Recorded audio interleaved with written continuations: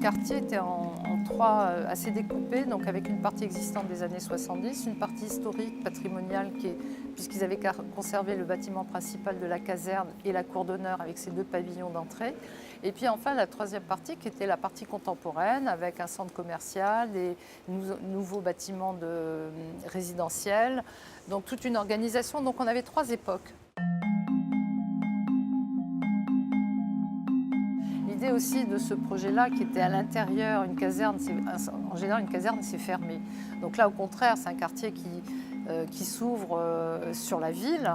Donc il était important de relier ce parc au-delà je dirais, du quartier même, au-delà de ses limites. Donc, par exemple, on a créé un chemin des écoliers. Sur l'allée en béton, on a des marques qui sont un peu comme des règles d'enfants. Et puis, on a conservé, moi j'aimais bien cette architecture, ce côté pop du paysage années 70. Donc, on a mis en scène, où on a juste organisé le paysage par rapport à ce qu'était. On a fait avec. Il y avait une colline très boisée, puis ensuite on a inséré, il y avait donc un programme de sport, des jeux d'enfants, donc on était plus dans des usages liés à la proximité des écoles. Second parc, la cour d'honneur. Donc la cour d'honneur, c'est la symétrie en termes d'usage. Donc cette cour, elle l'ouvre sur l'avenue qui la traverse. On était dans un parc, mais il fallait que cette partie du parc puisse recevoir des usages festifs.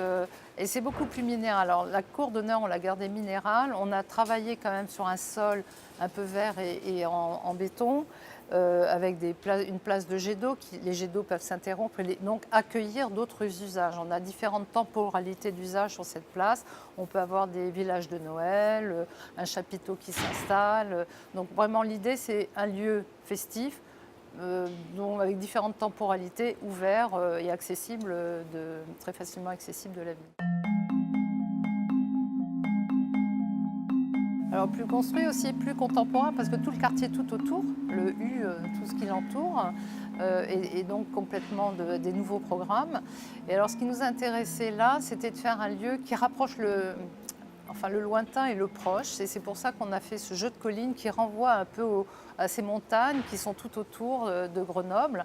Et il y avait trois collines différentes où on pouvait retrouver, il y avait une colline Belvédère où on trouvait le plus boisé, une colline Rocaille, et puis enfin une dernière colline ludique où on a fait ce grand tapis rouge qui est devenu une espèce presque de logo ou d'emblème du parc.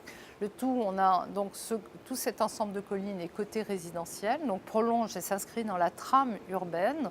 Et de l'autre côté, on a fait un très grand parvis, un très grand espace de promenade devant le centre commercial. Et ces deux espaces sont séparés par un bassin triangulaire qui fait la transition entre un espace plus commerçant, des terrasses, etc., et un espace plus résidentiel où on a des pelouses, des jeux d'enfants, des espaces plus intimes, plus appropriables par les habitants qui habitent tout autour. En fait, en cours de route, quand ils ont démonté la caserne, il y avait un très grand tas de pierres calcaires qui étaient tous les éléments d'architecturaux, les pilastres, les corbeaux en pierre, les hauts de portail, de portes.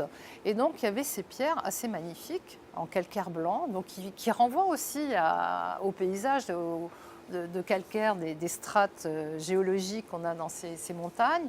Et je me dis, mais il faut utiliser, c'est une mine, quoi. Il faut utiliser ces pierres. Et au fond, et j'ai bien aimé, alors on les a réutilisées. On a fait par exemple les fontaines qui sont dans la cour d'honneur. C'est des corbeaux qui ont servi à faire ce jeu d'emmarchement. On a pris toutes les pierres, les bancs qui sont dans la cour d'honneur. Ce sont des pierres de la caserne, et on a fait ce jardin de rocaille avec ces grandes pierres blanches donc on a vraiment utilisé ces pierres. Et au fond, c'est un peu comme si l'âme de cette caserne s'était un peu disséminée dans ces trois jardins. Je pense qu'un parc, il doit y avoir les deux. Il faut avoir je pense que c'est un espace de nature. C'est pas un espace vert, c'est un espace de nature. Donc, et la nature, c'est une grande poésie. D'abord ça bouge, ça change. Donc ça c'est important de donner à voir, de créer des conditions. Donc par exemple dans les collines, si vous prenez le coin des collines, il y a la butte avec les jeux, mais il y a le côté rocaille où on a une ambiance végétale. Et puis après on a la butte Belvédère où on a là plutôt je me rappelle, on avait mis des conifères ou des arbres. Donc il y a des ambiances différentes. Et ça n'empêche pas qu'un parc peut accueillir, moi je sais que je travaille beaucoup là-dessus, sur marier, de croiser les usages contemporains. Et puis il y a cette contemplation de la nature et de marier les deux, nature et usage, me semble très très important.